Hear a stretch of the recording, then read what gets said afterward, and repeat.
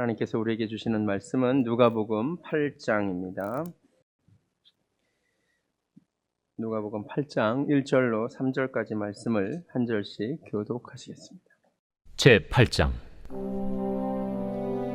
그 후에 예수께서 각 성과 마을에 두루 다니시며 하나님의 나라를 선포하시며 그 복음을 전하실세 12 제자가 함께하였고, 또한 악귀를 쫓아내심과 병 고침을 받은 어떤 여자들 곧 7 귀신이 나간 자 막달라인이라 하는 마리아와 헤롯의 청지기 구사의 아내 요한나와 수산나와 다른 여러 여자가 함께하여 자기들의 소유로 그들을 섬기더라. 저는 매주 누가복음 말씀을 읽어가고 있습니다. 오늘은 28번째 시간으로 두루 그리고 함께라는 제목으로 하나님의 말씀 대언합니다. 오늘 본문에서 가장 먼저 눈에 띄는 단어, 그리고 아마 가장 중요한 단어 두 가지를 꼽으려면 분명 1절에 나오는 하나님 나라 그리고 복음을 꼽아야 할 것입니다. Kingdom of God, 하나님의 나라가 참 중요하고요. 주님이 전하신 그 기쁜 소식, 복음이 참으로 중요하기 때문입니다. 그래서 제가 처음에 이 본문을 읽을 때 이번 주에는 하나님 나라에 대해서 그리고 복음에 대해서 설교하면 되겠구나라고 생각을 했습니다. 막상 설교를 준비하는 과정 가운데 하나님께서 제 설교의 초점을 바꾸어 가시는 것을 느꼈습니다. 어떻게 바꾸시냐면요, 설교를 준비하면 할수록 처음에는 한 번도 관심을 기울이지 않았던 다른 단어들이 제 눈에 들어오기 시작했습니다. 그 두 단어가 바로 오늘 설교 제목인 두루라는 단어와 함께라는 단어입니다. 관심을 전혀 두지 않고 지나쳤던 단어들인데 이 단어에 멈추게 하시고 묵상하게 하시고 묵상할 때 좋은 생각들을 하나님께서 주십니다. 이게 저에게 주시는 사인이거든요. 이번 주에 하나님께서 이 말씀을 전하기를 원하시는구나. 그래서 제가 앞으로 어차피 하나님 나라와 복음에 대해서는 설교할 기회가 많다고 생각이 돼서 오늘은 이 부분 두루라는 단어 그리고 함께라는 단어에 초점을 두어서 하나님 말씀 대언하겠습니다. 사실 주님이 전하신 하나님 나라와 복음이 그 what, 무엇을에 관한 것이라면 그 복음이 어떻게 전파되었는지 그 how에 대한 부분이 이제 두루 그리고 함께겠죠. 키워드 두 개입니다. 첫 번째 키워드 두루. 1절 제가 다시 읽겠습니다. 그 후에 예수께서 각 성과 마을에 두루 다니시며 하나님의 나라를 선포하셨습니다. 예수님의 사역의 방향은 두루였습니다. 그 후에라는 단어로 오늘 말씀이 시작되는데 그 후가 언제죠?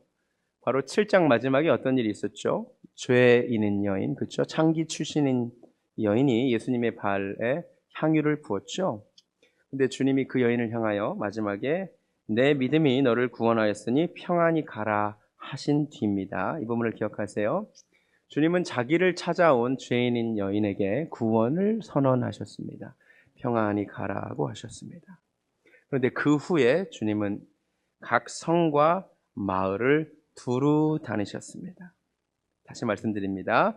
주님은 자기를 찾아온 여인에게 구원을 선포하셨을 뿐만 아니라 나가셔서 구원이 필요한 사람들을 찾아다니셨습니다. 주님의 사역의 방향은 한 방향이 아니었습니다.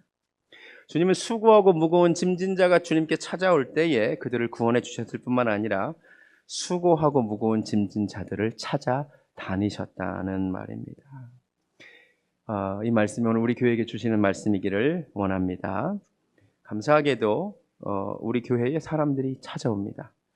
저희 교회가 2015년 11월 8일 교회로서 공식 창립 예배를 드렸는데요. 그래서 이 땅에 교회로 태어난 이후에 지금까지 단 한 주도 새로운 분이 교회를 안 찾은 적이 없습니다. 단 한 주도. 한번 놀라면 안 될까요? 하나, 둘, 셋. 사실 놀랄 일이에요. 저는 평생 개척교회 다녔다고 말씀드렸잖아요. 어떤 이유로 교회를 찾으셨건 교회에 사람들이 찾아오십니다. 예배에 찾아오신 분들이 하나님의 은혜와 사랑과 용서와 여러 가지 것들을 경험하고 구원과 평안을 얻기를 소원합니다. 그런데 사람들이 우리 교회에 찾아온다고 해서 우리가 가만히 앉아서 오는 사람만을 맞이하는 것은 예수님을 닮은 사역은 아닌 것 같습니다. 그죠?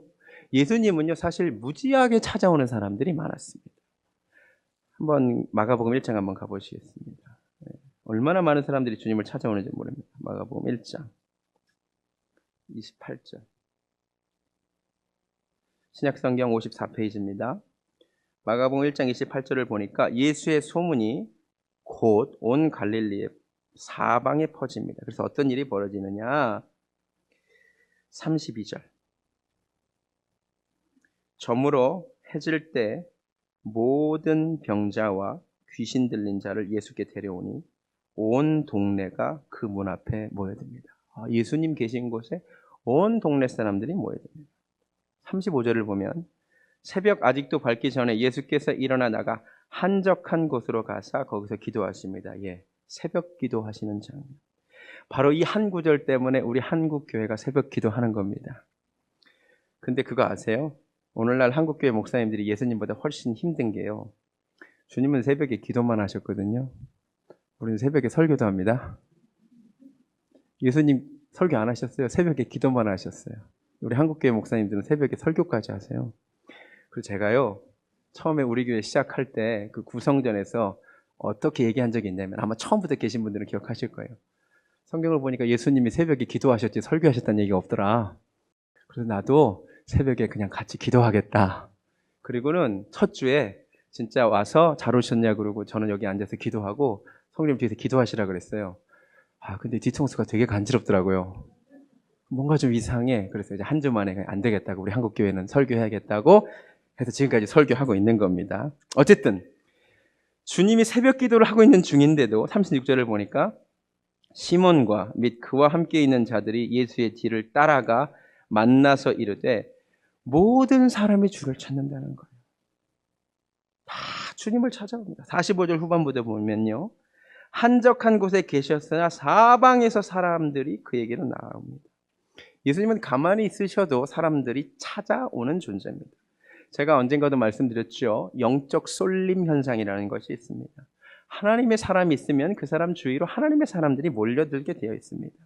주님 얼마나 바쁘셨겠습니까? 찾아오는 사람들만 상대하고 그들에게만 복음을 전해도 얼마나 바쁘셨겠습니까? 그런데 놀라운 것은 가만히 계셔도 사람들이 알아서 찾아옴에도 불구하고 주님은 가만히 계시지 않았다는 거죠.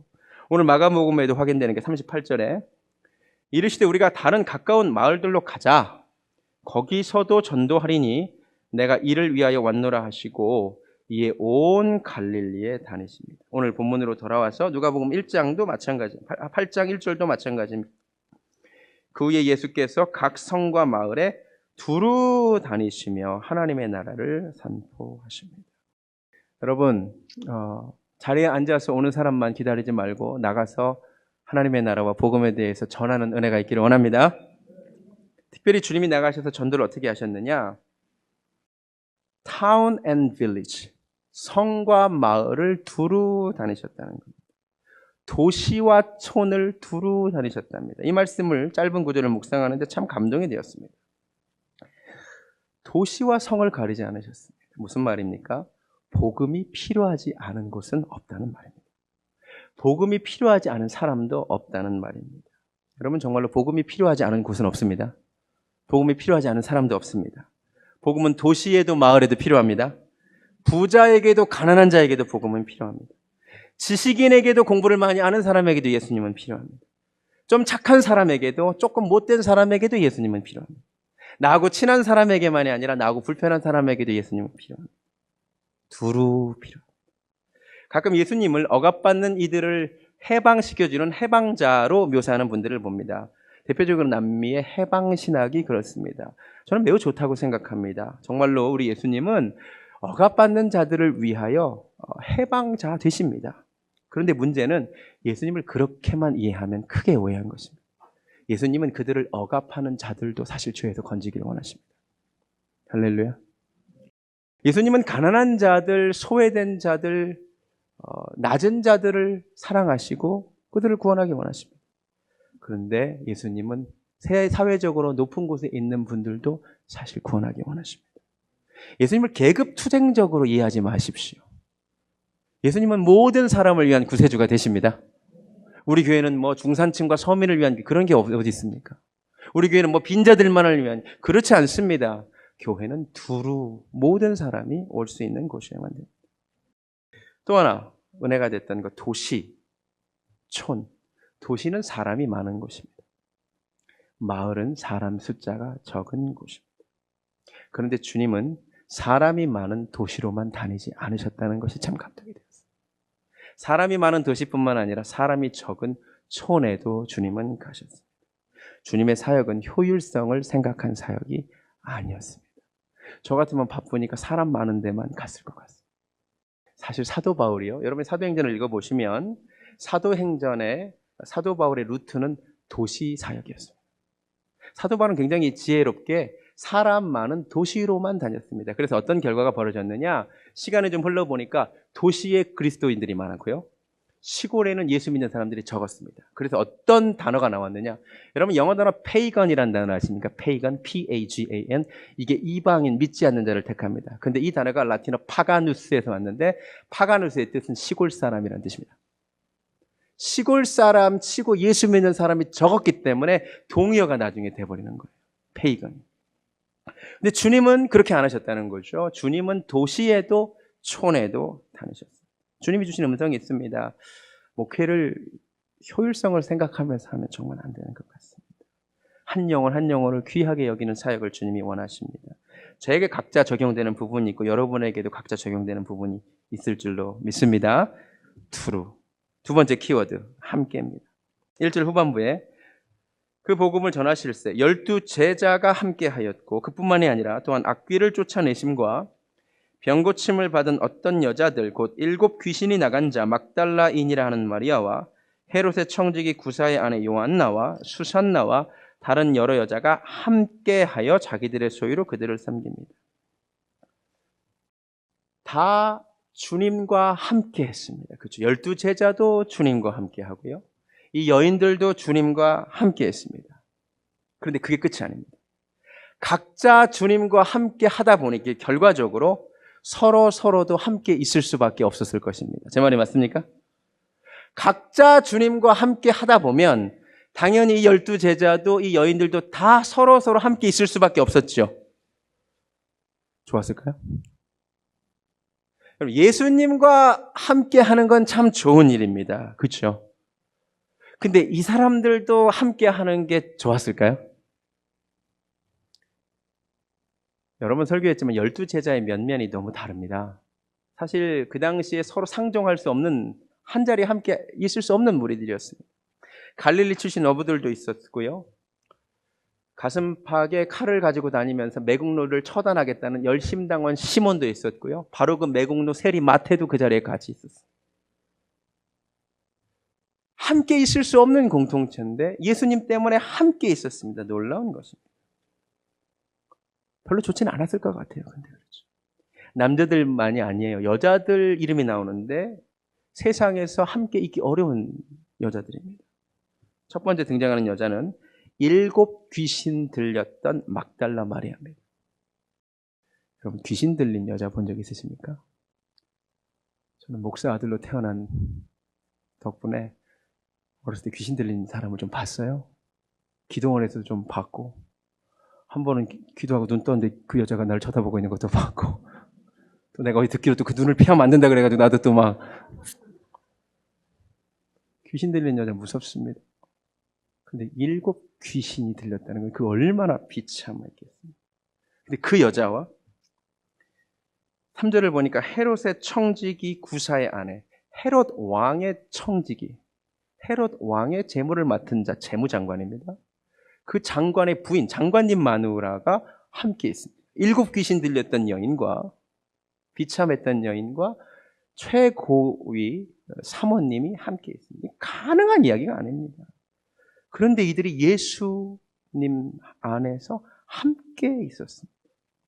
놀랍습니다. 여러분 사실 세상에 이런 공동체가 없습니다. 두루 다른 사람들이 함께하는 공동체, 영어로 inclusive한 공동체는 교회밖에 없습니다.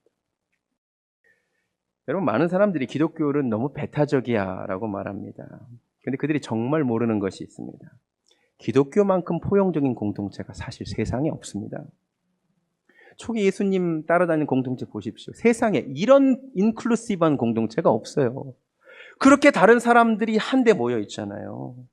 초대교회, 제가 사도행전 13장 저번에도 읽어드렸지만 사도행전 13장에 나오는 안디옥 교회의 리더들이 공통점이 하나도 없어요. 다 달라요. 그런데 교회 안에 함께 있습니다. 오늘날도 마찬가지. 제가 기독교가 그 어떤 종교보다 매우 포용적인 종교라는 증거를 보여드리겠습니다. 사진을 하나 보여주시면. 제가 올해도 월드 크리스천이라는 과목을 강의하는데 제가 거기서 쓰는 자료입니다. 2010년도 세계 종교 현황입니다. 세계에서 가장 많은 수자가 믿는 종교는 우리 기독교고요. 두 번째는 이슬람교고요. 그다음엔 뭐 힌두교, 뭐 불교 이 정도 되는 것 같습니다. 잘 보세요. 이슬람교를 한번 보시기 바랍니다. 이슬람교, 그냥 두세요. 이슬람교를 보여주시기 바랍니다. 이슬람교가 세계에서 두 번째로 많은 사람들이 믿기는 하지만 이슬람교는 지역적으로 딱 저 지역 중심으로만 믿습니다. 문화적으로 딱 그 아랍 문화권에서만 믿습니다. 저 지역을 중심으로 팽창하지 벗어나지 못합니다. 힌두교 딱 저기서만 믿습니다. 문화적으로 지리적으로 딱 저기에만 있습니다. 불교 많이 믿는 것 같죠? 딱 아시아 저쪽에서만 믿습니다. 기독교는 다른 종교와 완전히 차별됩니다. 기독교는 세계 종교입니다. 보십시오. 기독교는 아프리카, 이미 사하라 사막 이남은 기독교화가 됐다고 말씀 여러 번 드렸습니다. 아프리카 이남에도, 남미에도, 북미에도, 러시아, 유럽에도, 오세아니아 주에도. 우리나라도 특별히 주의하게 볼 것은 최근 통계에 이미 한국은 기독교와 개신교와 가톨릭 합쳐서 제1의 종교가 됐습니다. 한국도 우리가 어렸을 때 사회과 부도에 한국은 뭐 불교 국가, 유교 국가로 표현됐잖아요. 요새는 한국은 기독교가 다수인 종교로 이렇게 표현이 됩니다. 기독교는 엄청난 세계 종교입니다. 여러분이 생각하는 것보다 포용력이 큽니다. 다른 문화권에 있는 사람들이 다 들어옵니다. 다른 언어를 가진 사람들이 다 들어옵니다. 여러분 정확하게 아십시오. 기독교 그렇게 배타적이지 않습니다. 진리는 그 속성상 비진리와 배타적일 수밖에 없습니다. 우리가 전하는 진리는 배타적이지만 기독교 자체는 굉장히 포용적입니다. 뭐 멀리 갈 것 있습니까? 옆에 사람들 한번 보시기 바랍니다. 내가 세상에서 상종하고 살았을 사람들이 아닌 경우가 많습니다. 교회에서 만난 사람들, 교회니까 서로 이렇게 학벌도 다르고 생각도 다르고 다 다르잖아요. 교육 수준도 다르고 너무 다른데도 불구하고 교회, 예수라는 이름하에 이 많은 사람들이 들어와 있습니다. 할렐루야. 서로는 안 맞아요. 당연하죠. 서로 안 맞습니다. 근데 그거 아세요? 서로 나하고 코드가 안 맞지 각자 예수님하고는 다 코드가 또 맞는 거 있죠. 그게 신기한 거예요. 그러니까 다 되는 거예요. 서로 하나 될 수 있는 비결들이 몇 가지가 있습니다. 첫 번째 기억해야 될 것. 오늘 본문을 보니까 내가 주님과 함께 하고 싶다면 주님과 함께 하고 싶은 다른 사람들과도 함께 할 수밖에 없다는 것을 인정해야 됩니다. 여러분 주님 사랑하세요? 옆에 분도 주님 사랑하시는 거 있죠. 그러니까 내가 주님과 함께 하고 싶으면요 어떡하겠어요? 옆에 분하고 같이 해야 돼요. 인정하셔야 돼요.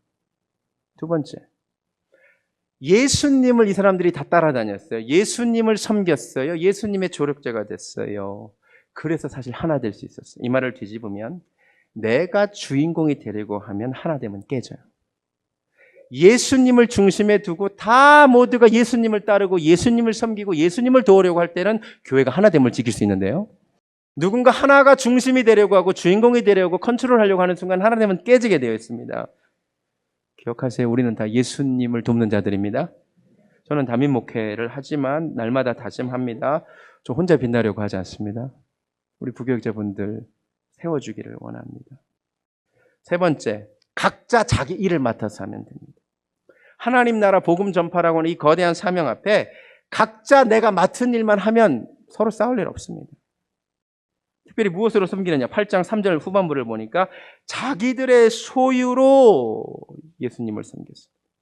각자 자기가 가진 소유대로, 은사대로 다 다르거든요. 그것대로 섬기면 서로 다투고 싸울 일이 없습니다. 여러분 물질이 좀 있으십니까? 물질로 좀 섬기시기 바랍니다. 아멘? 물질이 없으신가요? 구하시기 바랍니다. 시간이 있으십니까? 시간으로 섬기시기 바랍니다. 몸이 건강하십니까? 몸으로 섬기시기 바랍니다. 각자 달란트가 다 달라요. 각자 가진 달란트로 섬기시기 바랍니다. 내가 가진 소유로, 다른 사람이 가진 거 부러워하지 말고 내가 가진 것으로 섬기면요 시기 질투할 일이 없습니다. 저는 보시다시피 노래를 잘 못합니다. 근데 우리 최 전도사님 노래 참 잘하잖아요. 우리 아내도 노래를 잘하잖아요. 제가 전도사님이나 우리 아내를 질투하면 얼마나 웃기겠습니까?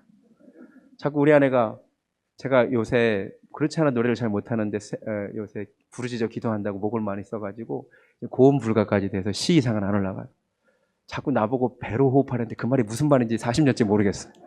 도대체 어떻게 하는 게 배로 호흡하는 겁니까? 배로 소리를 못 내겠는데 저는 노래 진짜 못해요. 그래서 저는 하나도 부러워하지 않습니다. 내가 받은 은사와 그분이 받은 은사가 다르기 때문입니다. 할렐루야. 제가 하나님께 귀한 것이 하나 있어요. 제가요, 다른 사람 질투 별로 안 합니다. 저를 좀 아시는 분은 제 말 공감할 거예요. 전 진짜 질투 안 해요. 아예 안 한다면 거짓말 별로 안 해요. 왜냐하면 저는 인정합니다. 그 사람은 그 귀한 은사를 하나님이 주셨구나는 걸 저는 인정해버립니다. 대신 나는 나가 하나님께 받은 은사가 많음을 알기 때문에 전 질투하지 않습니다. 여러분 각자 자기의 소유로 좀 섬기시기 바랍니다. 특별히 오늘 본문에 등장하는 여인들이 물질로 섬겼습니다. 저는 이 부분을 꼭 이야기하고 싶습니다. 물질도 은사입니다. 하나님이 물질을 주셨다면 그 물질을 하나님을 위해 쓰시기 바랍니다. 헌금은 여러분 주머니 대충 뒤져서 나오는 거 대충 1불짜리 적선하듯이 하나님께 드리는 행위가 아닙니다. 오해하지 마십시오. 헌금에는 영성이 있습니다. 예수님이 물질에 대해서 굉장히 많은 이야기를 하셨습니다. 그리고 무슨 이야기까지 하셨냐면 사람이 두 주인을 섬길 수 없는데 하나님을 섬기거나 아니면 돈을 섬길 수밖에 없다고 얘기하십니다. 여러분 헌금은 영적인 행위입니다. 헌금은 무엇이냐면요, 다른 사람들이 섬기는 대상인 그 돈을 나는 끌어다가 하나님 발 앞에 바친다는 의미가 있습니다. 신앙 고백적인 행위가 있습니다. 대충 주일날 주머니 뒤지지 마십시오. 저는 토요일날 항상 헌금 미리 준비합니다. 그렇게 하시기 바랍니다. 하나님 앞에 인색하지 마십시오. 제가 한 번도 만나본 적이 없지만 페이스북 글을 통해서만 만났지만 참 존경하게 된 목사님이 한 분 계십니다. 한국의 새창원 교회를 담임하시는 최영삼 목사님. 그분이 최근에 남긴 글이 은혜가 돼서 제가 어저께 목사님께 연락해서 허락을 구하고 제가 발췌해서 오늘 소개합니다. 이분이 이런 경험이 있으시네요. 서울에 1일 부흥회를 갔을 때의 일이다. 저녁 식사를 초청하신 교회 장로님들 7, 8분과 교역자들과 함께 하였다. 두런두런 이야기꽃을 피우다 한 장로님께서 목사님, 저 앞에 빌딩 보이시죠? 저 주인이 98억 부자입니다. 그런데 아직 자판기 100원짜리 커피 한 잔을 친구들에게 살 줄을 모릅니다. 얻어먹기만 하지. 아직 한 번도 누구에게 커피 한 잔 대접한 적이 없습니다. 왜인 줄 아세요? 그 양반 꿈이 100억을 모으는 것이기 때문입니다. 100억 모으려고 98억 부자가 커피 한 잔 안 사는 겁니다. 목사님 계속 이렇게 썼습니다. 난 아직도 그 말을 잊을 수 없다. 그 장로님 말대로 한다면 그 98억 재산가는 거지다. 얻어먹는 거지다. 부자는 나누는 사람이다. 퍼주는 사람이다. 진짜 부자는 예수님을 물질로 섬겼던 여인들처럼 사도 바울에게 선교비를 제공하였던 일꾼들처럼 마가의 집안처럼. 마가 되게 부자입니다. 다락방에 120명 들어갔습니다. 다락방에 120명 들어갔다고 상상해 보십시오. 그 집 어마어마한 저택입니다. 자기 집을 모임 장소로 제공하고 물질로 돕고 마음껏 베풀 수 있는 그런 사람이 진짜 부자다. 돈을 사랑함이 일만하게 뿌리라고 했다. 이 말이 거지가 되라는 말이 아니라 하나님을 사랑하라는 말이다.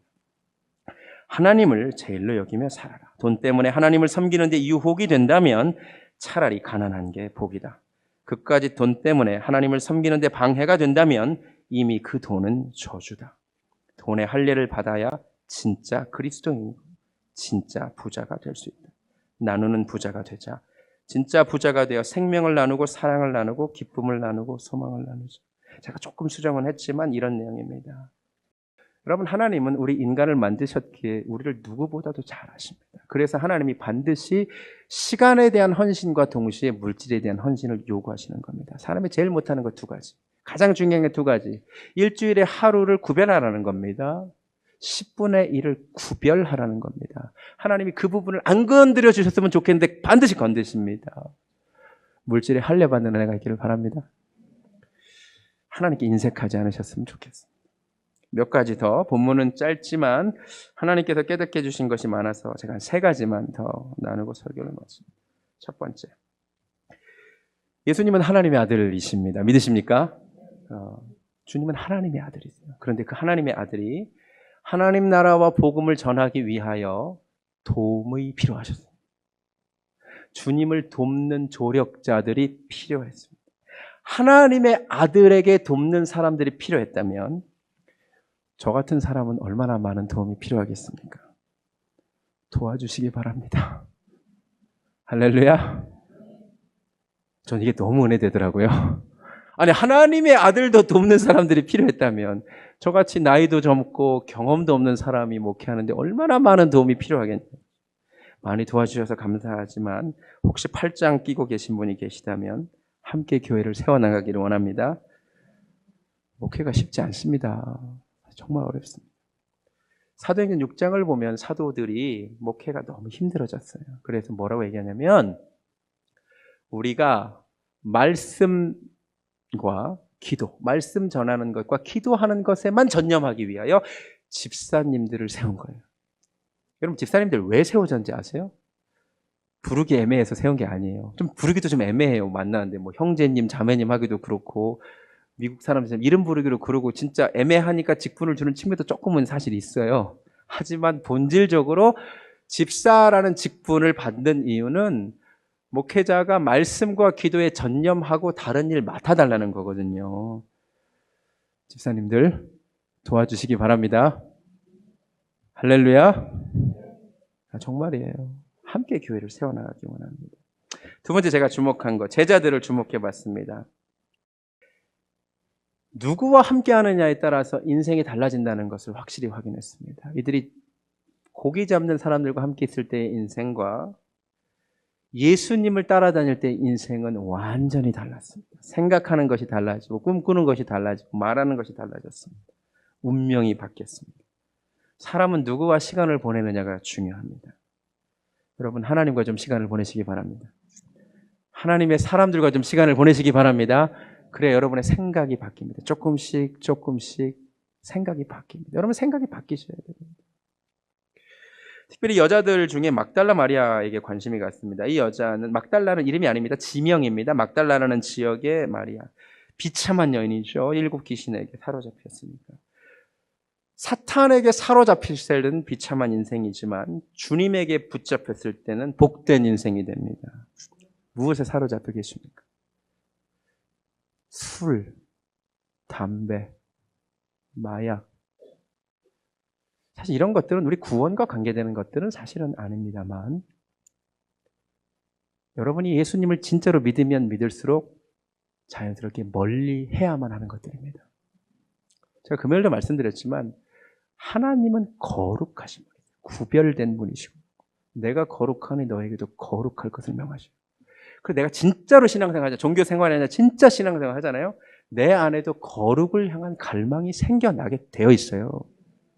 술 취하지 말라. 이는 방탕한 것이니 오직 성령의 충만을 받으라. 이 말씀이 아멘으로 받아들여집니다. 뭐 성경에 그런 얘기, 뭐 이런 얘기 하지 마. 성경에 마약하지 말라는 얘기도 사실 없어요. 그런 얘기 하지 마시고 내 속에 계신 성령이 나를 주장하기를 원하신단 말이에요. 술과 담배와 마약과 모든 중독이 끊어지는 은혜가 있기를 바랍니다. 게임 중독 마찬가지입니다. 오늘날 진짜로 우울증 사로잡혀 있는 거잖아요. 강박, 그렇죠? 공황장애, 이 모든 사로잡힌 것에서 주님이 자유케 하시기를 원합니다. 우리가 예수님께 붙들릴 때 우리 인생이 막달라 마리아와 같은 놀라운 인생이 될 줄로 믿습니다. 마지막으로 제가 깨달은 것, 가만히 보니까 주님이 제자들과 함께 전도하셨잖아요. 미처 몰랐던 사실을 하나 깨달았습니다. 저는 그동안 이렇게 잘못 알고 있었습니다. 주님이 부활하시고 승천하신 다음에 제자들에게 가서 온 천하에 다니며 만민에게 복음을 전파하라. 그러니까 주님이 승천하시면서 제자들에게 이제 가서 전도해라 이러신 줄 알았습니다. 제가 잘못 알고 있었어요. 근데 오늘 말씀을 묵상하고 보니까 그게 아니었던 거예요. 주님이 3년 동안 제자들과 함께 전도를 먼저 하셨더라고요. 3년 동안 전도를 훈련을 시키셨던 것 있죠. 그리고 나서 이제 승천하시면서 제자들에게 사명을 맡기신 거지, 한 번도 그런 일을 안 시키셨다가 갑자기 나는 이제 승천하니까 니네끼리 남아서 전도해라, 성령님 기다렸다가 성령님과 같이 해라, 이게 아니었고, 주님이 3년 동안 전도를 훈련시키셨다는 걸 제가 오늘에야 깨달았습니다. 전도를 훈련시키셨습니다. 여러분, 누가 전도하는 줄 아세요? 전도해본 사람이 전도하더라고요. 훈련된 사람이 전도합니다. 쉽게 얘기할게요. 물에 빠져있는 친구를 건지려면 두 가지가 필요합니다. 그 두 가지가 무엇입니까? 첫 번째, 건지고 싶은 의지가 있어야 됩니다. 그렇죠? 건지고 싶은 마음이 있어야 됩니다. 귀하죠. 그런데요, 죄송하지만 이거 별로 중요치 않습니다. 더 중요한 게 한 가지 있습니다. 두 번째, 수영 실력이 있어야 됩니다. 제 말이 맞습니까? 아무리 건지고 싶은 귀한 소망이 있어도, 의지가 있어도 수영 실력이 없으면 둘 다 빠져 죽습니다. 한 번도 구해본 적이 없기 때문에, 저는 누군가를 물에 빠진 사람을 구해본 적이 없기 때문에 전 누가 빠지면 꼭 구할 수 있을 것 같습니다. 제가 수영도 잘 못하면서 안 해봤기 때문입니다. 영적인 구원도 마찬가지. 죄악에 빠져있는 영혼 구하려면 그 영혼들을 구하고자 하는 의지 매우 중요합니다만 사실 그렇게 중요하지 않습니다. 그들을 구할 수 있는 실력도 있어야 됩니다. 여러분, 훈련 받으셔야 됩니다. 기독교 에센스 다 들으시기 바랍니다. 아멘. 자꾸 선택적으로 아멘 하시는 경향이 있으신데 훈련 받으시기 바랍니다. 교회에서 제공하는 훈련을 받으세요. 교회는 훈련소입니다.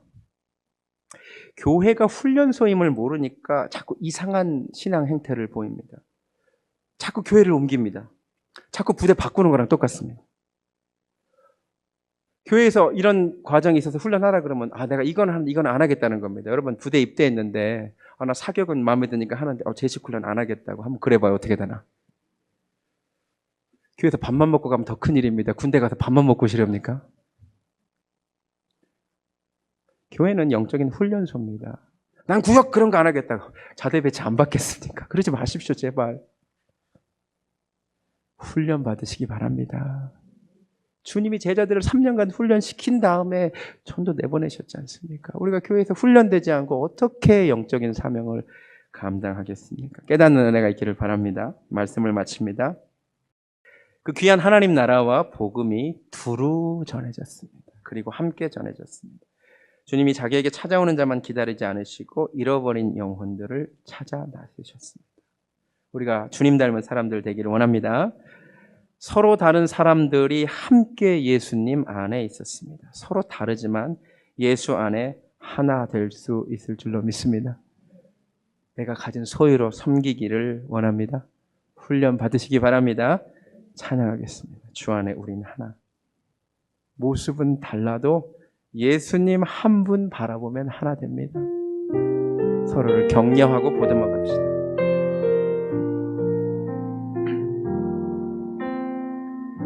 주 안에 우린 하나.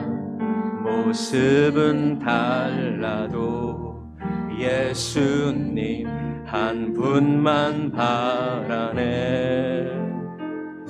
사랑과 선행으로 서로를 격려해 따스함으로 보듬어 가리.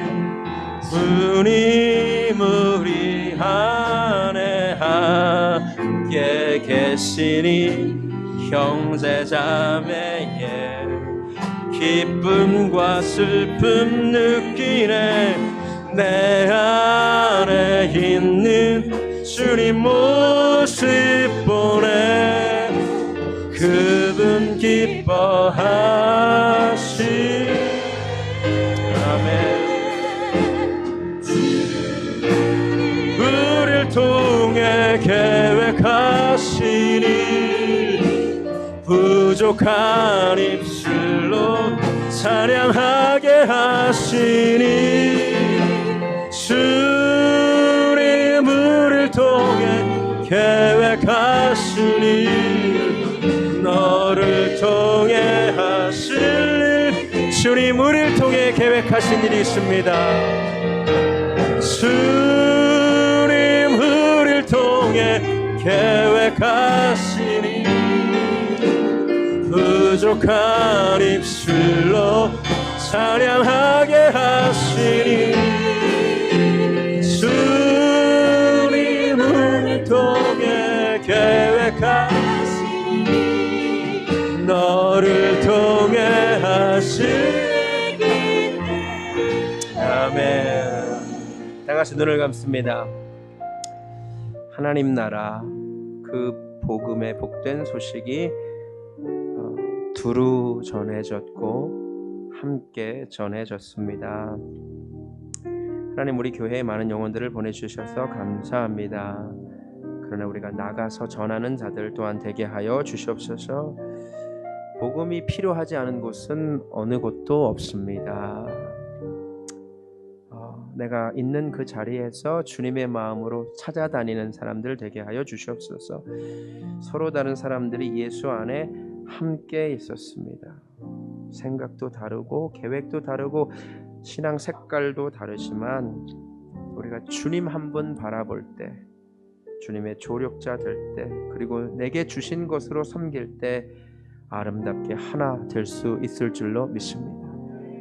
훈련되어 주님의 강한 군사 또한 되게 하여 주시옵소서. 이제는 하나님 나라와 복음을 두루 그리고 함께 전하신 우리 주 예수 그리스도의 은혜와 하나님 아버지의 극진하신 사랑과 성령님의 역사하심이 예수님 닮은 교회 되기를 소원하는 사랑하는 베델교회 성도님들 머리 위에 지금부터 영원까지 함께 하시기를 간절히 축원하옵나이다. 아멘.